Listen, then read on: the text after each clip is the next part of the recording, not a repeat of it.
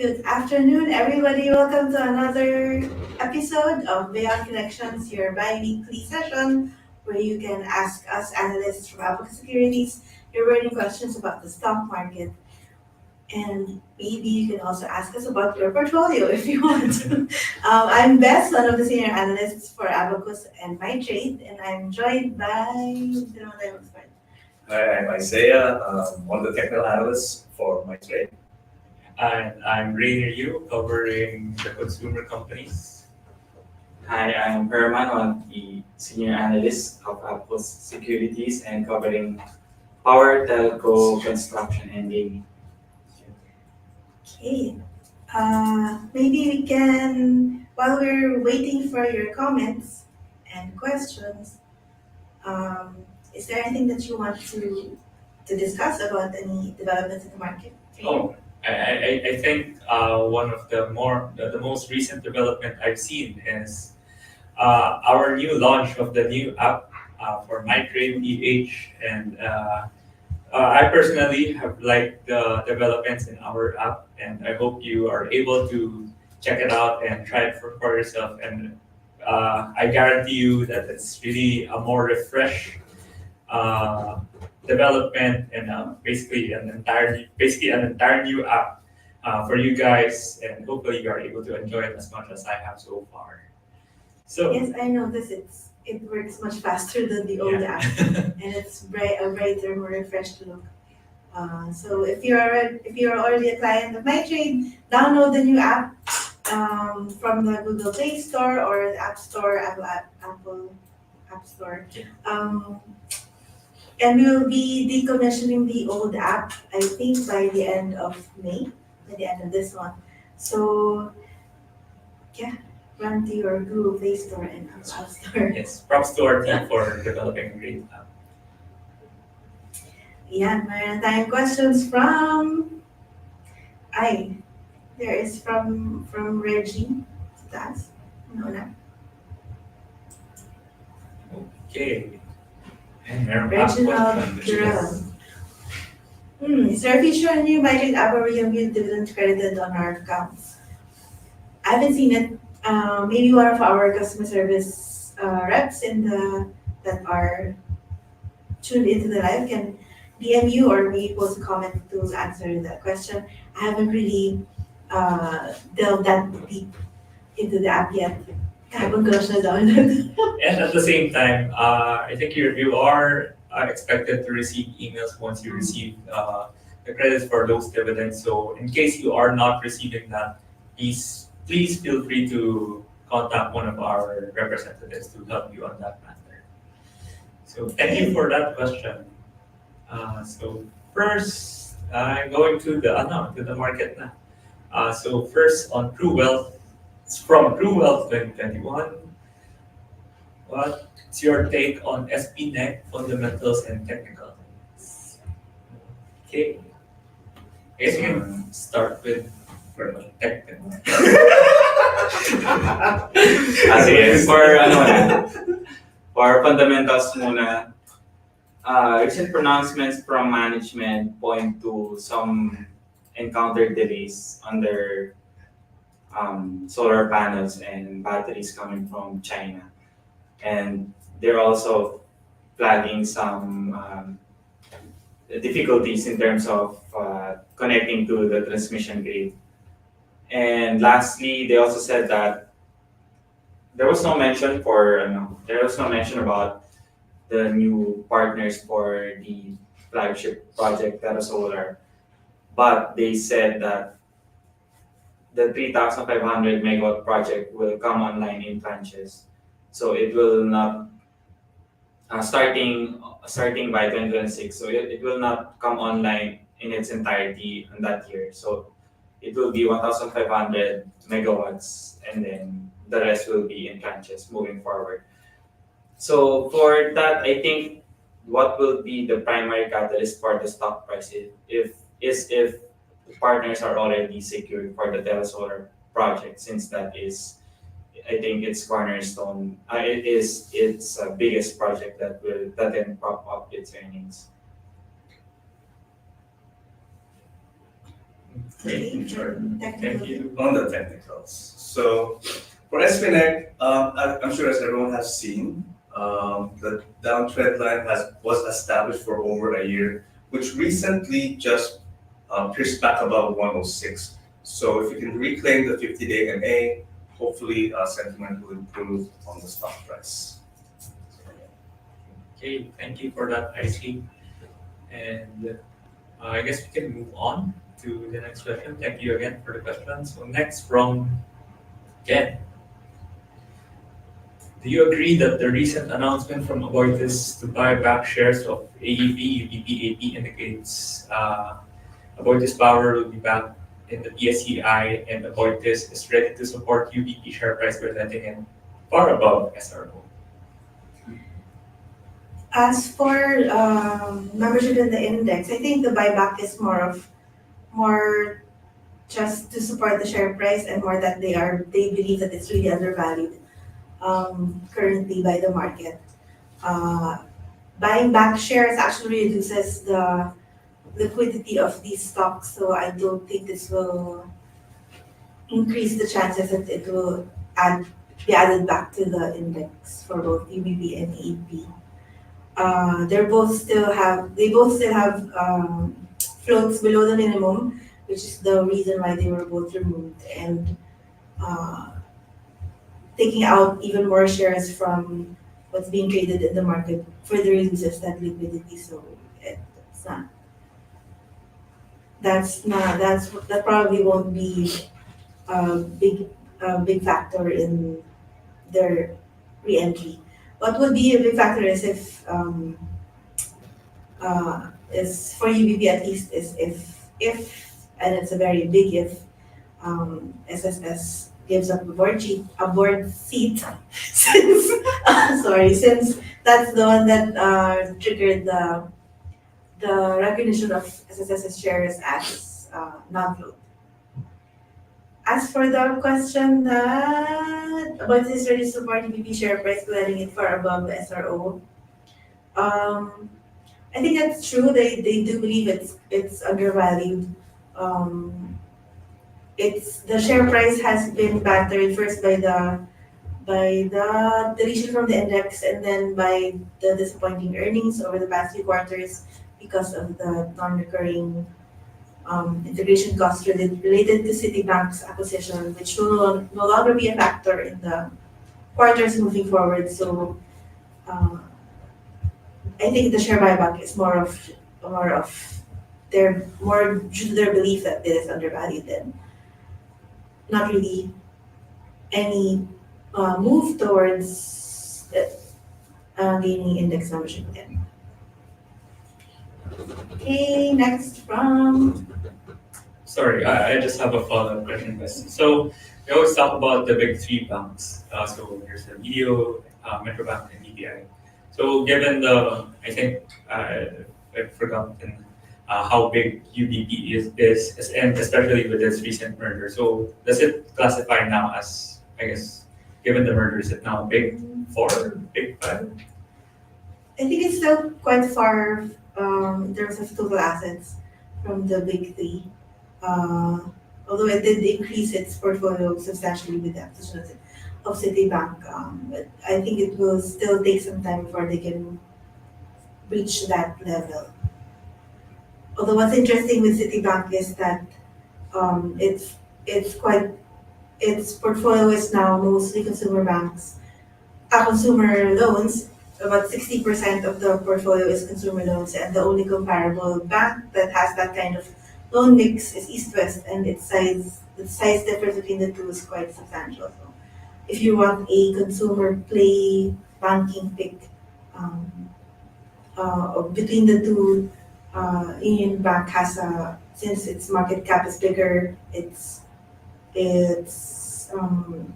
total assets and loan portfolio is bigger. That might be I would prefer Union Bank over East West, although they're both quite positive on the two, since consumer loans is driving overall industry loan growth. And actually BPI is aggressively moving into that space as well.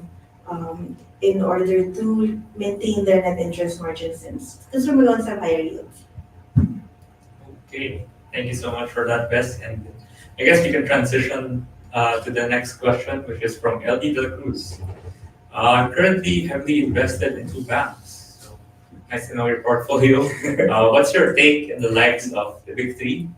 You mentioned MED, BDO, and BPI. Congrats on the plus shares. Hamburger. For Metrobank, BDO, and BPI, the outlook actually for the banking sector has improved over the past few months because the prospect of rate cuts has been delayed many times over the past few weeks. So our expectation that the yields will start to come down quicker has been delayed to probably by later, much later this year, maybe by the end of this year, or maybe even the first quarter of next year. So that means they are able to, most of the banking industry is able to keep their net interest margins stable for this year. So that's one of the reasons why the sector has been quite strong lately. Loan growth has also seen some recovery, which is a bit earlier than what we expected.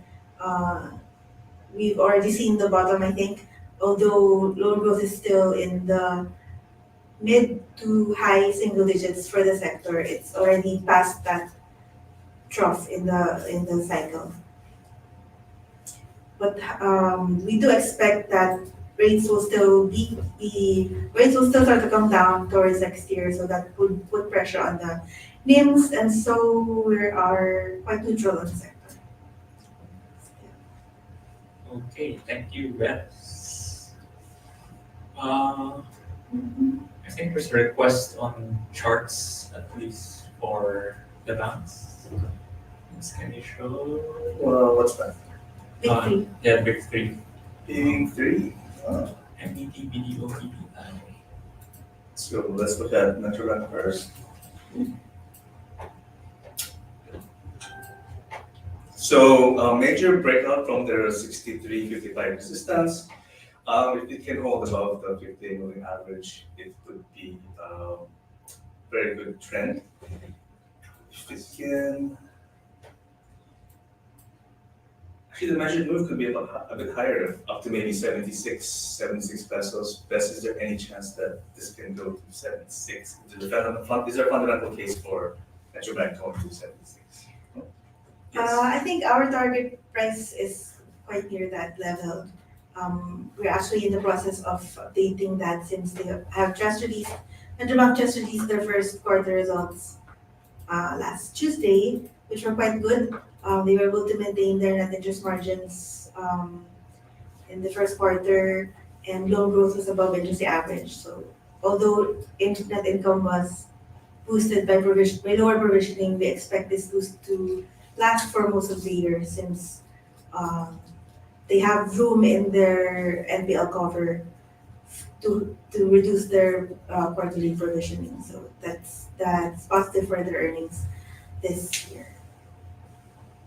Although we'll still wait for what additional details we can get from their briefing later this afternoon. Are you going to chart the other two? Not interesting? What do you want? What do you want? BDO or BDO.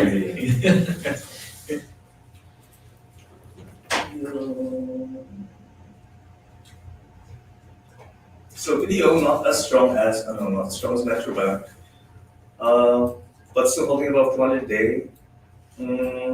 Trading at support.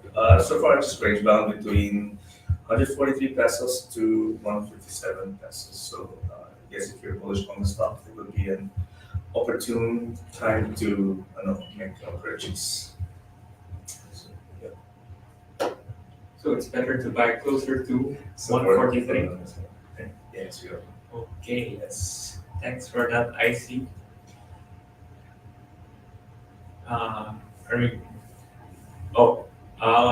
I guess we can move on to the next question.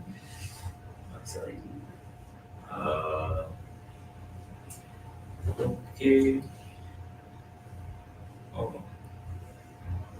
Okay, there's a follow-up question from Ken. Isn't AP ready to conduct private placement to let its public float above 20%? Have you heard any updates on that one?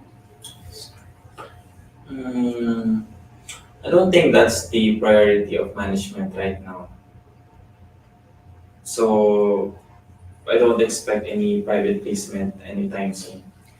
Yeah, actually, what drove their float below the minimum 20 is their officers buying some of AP stock. So little by little, last I looked, the float is 18%, above 18%. Uh, so it's unlikely that they bought those stocks to conduct a private placement. Next question from Regan. From Regan Regan. Lobato. Yes. with ICT breaking the recent high, is it still good to buy fundamentally? We are reviewing our target price for ICT, although that's the stock still a bit below that, and there's still some decent upside. What's going to be quite positive for ICT is if and when they are able to consolidate the quite big port in South Africa, that's the port of Durban. This will uh, this will result in a big jump in their volumes, and eventually they will be able to raise yields on this port, which will be a big addition to their portfolio. Also, first quarter should have benefited from higher tariffs that were implemented last year. So we are looking to see good earnings performance from ICT. They will be reporting, I believe, Monday next week. So that might be why the anticipation might be what's driving the positive sentiment over the past few days. If you recall, fourth quarter performance for ICT was quite strong if we take out the non-recurring loss from or impairment that was recognized due to uh, uh, a port in I forget which country, but a port that had their concession canceled a couple of years ago. So without that non-recurring impairment provision, ICT's net income was very strong in fourth quarter, and we believe that carried over into the first quarter of this year. Okay. Thank you, Bess, and thank you, Regan Lobato, for the question. I think we missed a question. Okay, from Beef Steak. ABS technicals and fundamentals and the effect of the business stake and its valuation. Oh, it's a relatively fresh news. So ABS disclosed today that Land Revistas holding company, Countryside Investments Holdings Corporation, is acquiring a substantial about 8.5% stake in ABS, combination of ABS shares and ABSP shares that will be converted into ABS. So Solar Philippines actually posted a Facebook note mentioning that this is a Mother's Day, what do you call it? Treat. And since Lauren Lagardas has a historical history with ABS, fundamentally, it will still take quite some time for ABS to go back in green or black. They are still posting quite big losses, although they have been slowly improving over the past 2 years. Um, the recent news that is quite positive for their revenues and business prospects in the future is that they are able to um, license or ano ba, license their programs back into the channel to frequency in a partnership with Villiers of TV. Yes. So that increases the reach of their programs. They are also able to extend their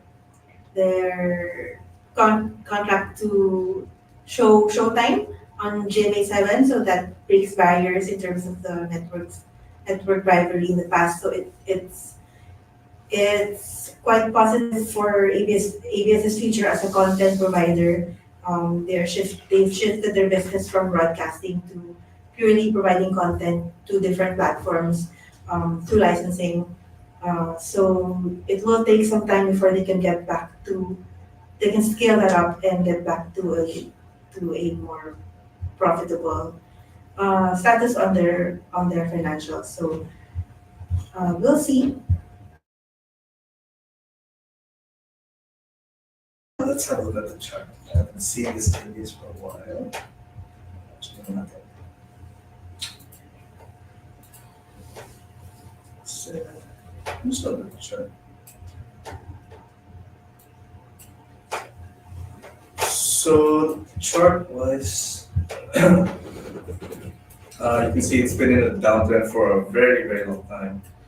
Siguro, you would want to look for, if you're bullish on the stock, you want to look for consolidation above the 20-day moving average.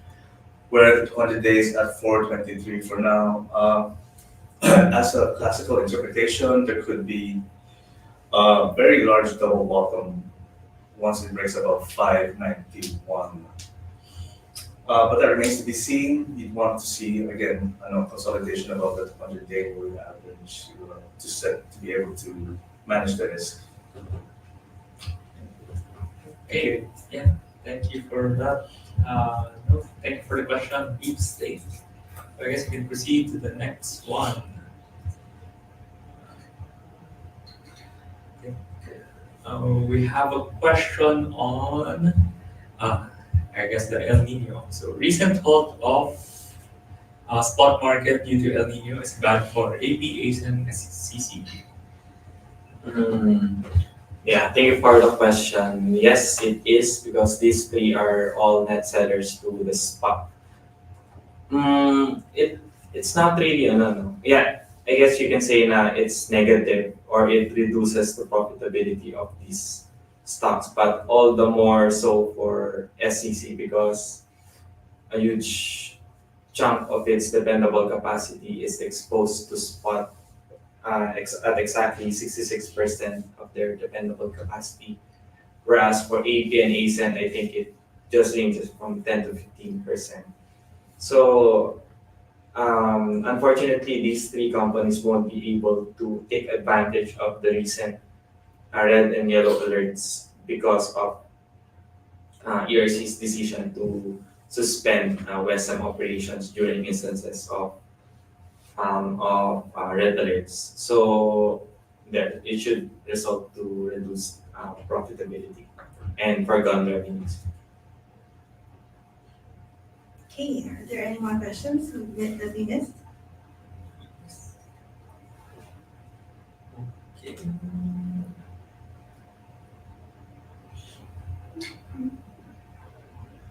Oh, I think we missed one. So from Ariana Tanako, chat who please. A chart, I think Feel that's free a to chart. chat. Yes, for chart. For SEC, Ireland, and GPCAP.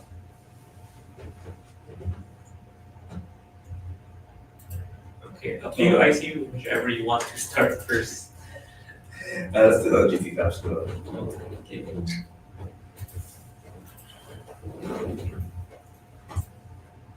General number today.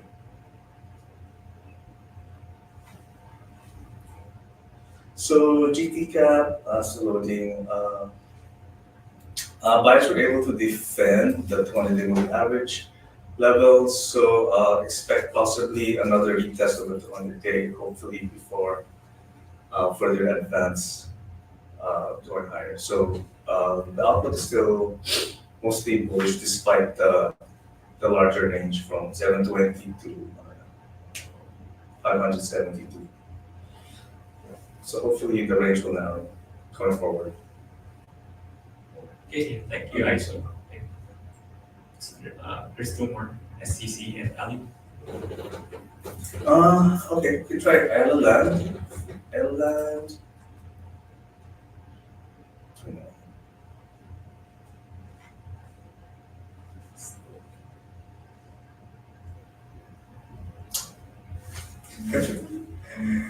Ireland, I don't know, trading below the 200-day moving average, it's already had the dead cat bounce. The next support would be possibly 26.15 to 26.85. So the trend is down, possibly another retest of 26.85 to 26.15.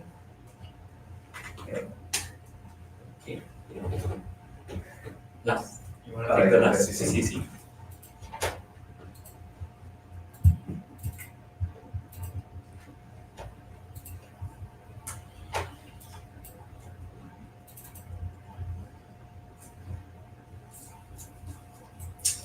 SEC really not, no, not really, not much to look at, possibly pacing out, but stuck in a range for now. So unless it breaks above 36.65, it's probably just trading sideways in the meantime. Yes, that's what we have for SEC. It's becoming one of those dividend plays. So I guess we can move on to the next question. So do you have any idea why EXS production output has been so much low in the recent quarters, despite good chance to take advantage of higher gold and copper prices? So for EX, something that we have to take a closer look, since I think the last time we checked it wasn't really that low naman.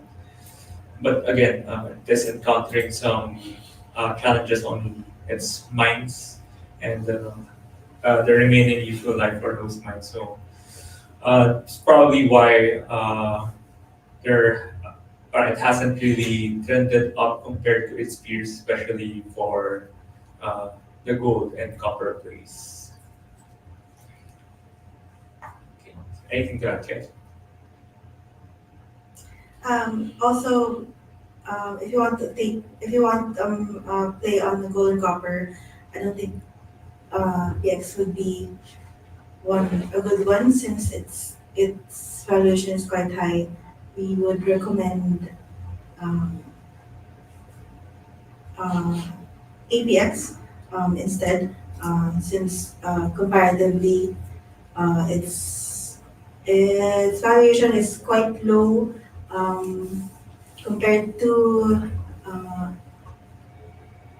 other mining stocks, and also the growth in its net income over the past decade has been quite strong, while its share price has been quite sluggish.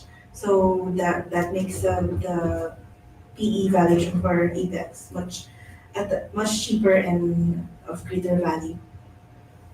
Yes, although a caveat for Apex, since you might be surprised that once its Q1 results come out, that it might be much lower compared to its year-on-year and even quarter-on-quarter, since recently it saw I think a pretty huge landslide in one of its sites that they had to pause some of their operations, or actually a big chunk of their operations, for a month or so, in order to do some operations for rescue operations for them. So they aren't 100% yet in terms of capacity, but they are getting there, especially once they've cleared that one up. But yes, again, it is the better play in our opinion, especially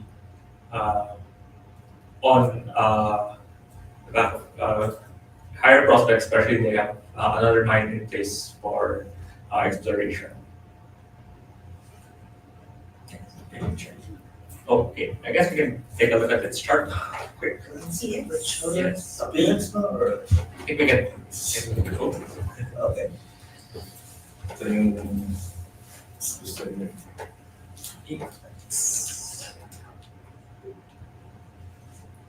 Any year now?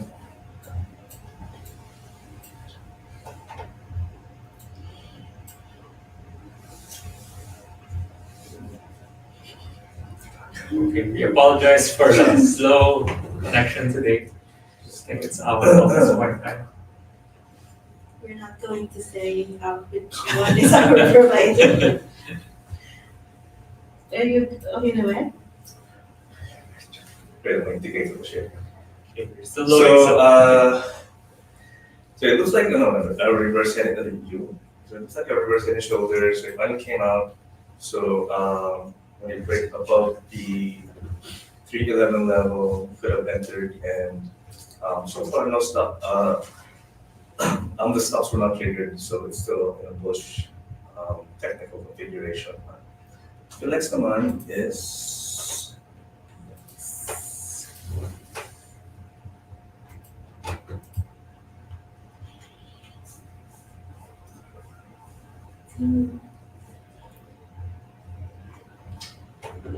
Felix is not as easy to read. It's very price action is very choppy. Yeah, it's harder. Because it's harder to read. It's harder to arguably. It's harder to trade. You may want to wait for clearer pattern to emerge before speculating on Felix if you wish. Okay. Okay. Unfortunately, I think that's all we have time for today. And I don't think there are any more questions anyway left in the chat box. So hopefully we were able to address all of your concerns. We will be back again for another episode in 2 weeks. So watch out for that and please tune in again. And also, don't forget to like and subscribe this video and subscribe to our channel and share with your friends. And we will welcome any of your questions if you are already a member of our Facebook group, MyTrade Map. You can also post questions there. We will answer them to the best of our ability. Any parting words? See you guys in 2 weeks. Hopefully, we should see a better market. And I think a bunch of earnings are coming up soon, so I think it's really a good time to tune in to the news and to our next Beyond Connections. So thank you so much, guys. Bye. Happy trading.